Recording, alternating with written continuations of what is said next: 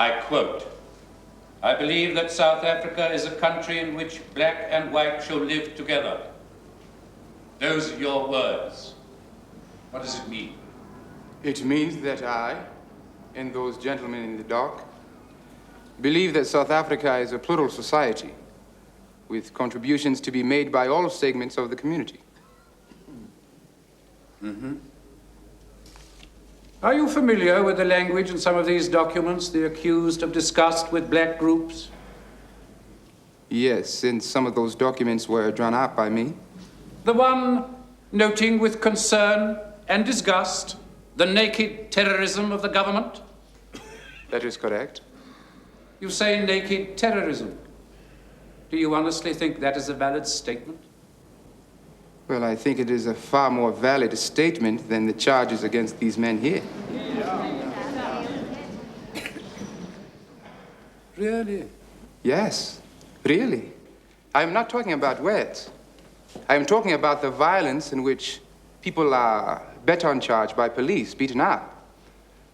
I'm talking about police firing on unarmed people. I'm talking about the indirect violence you get through starvation in the townships. I'm talking about the hopelessness, the desolation of the transit camps. Now, I think that, all put together, that constitutes more terrorism than the words these men have spoken here, but they stand charged. And white society is not charged.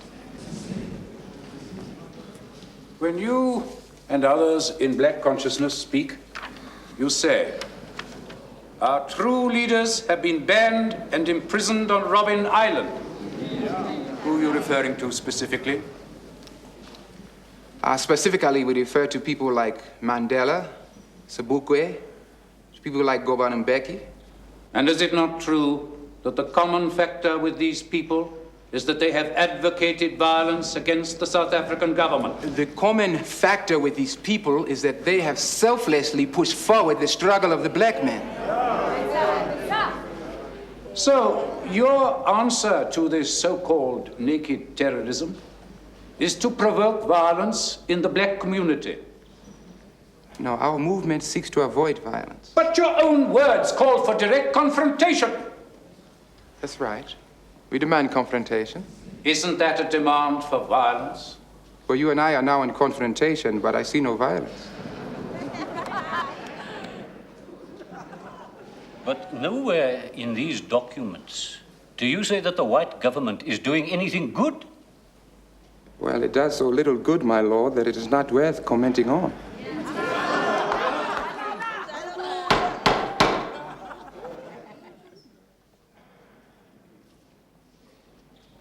But surely that approach inflames racial hatred and anti-whiteism.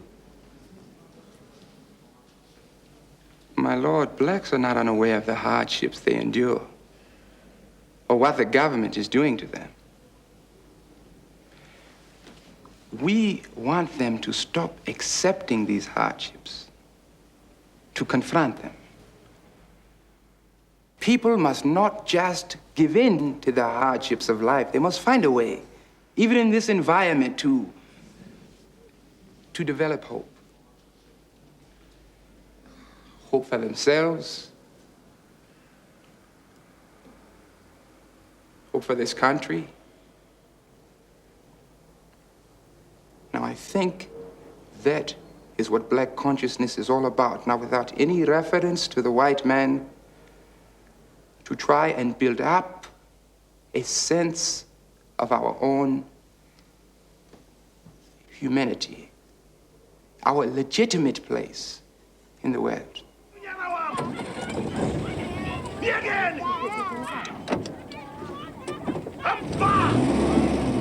But why do you use a phrase like black is beautiful? Because black is commonly associated with negatives. The black market, the black sheep of the family, anything which is supposed to be bad. Then why do you use the word? Why call yourselves black?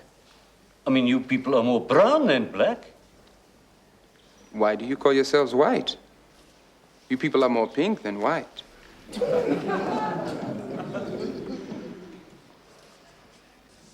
Precisely.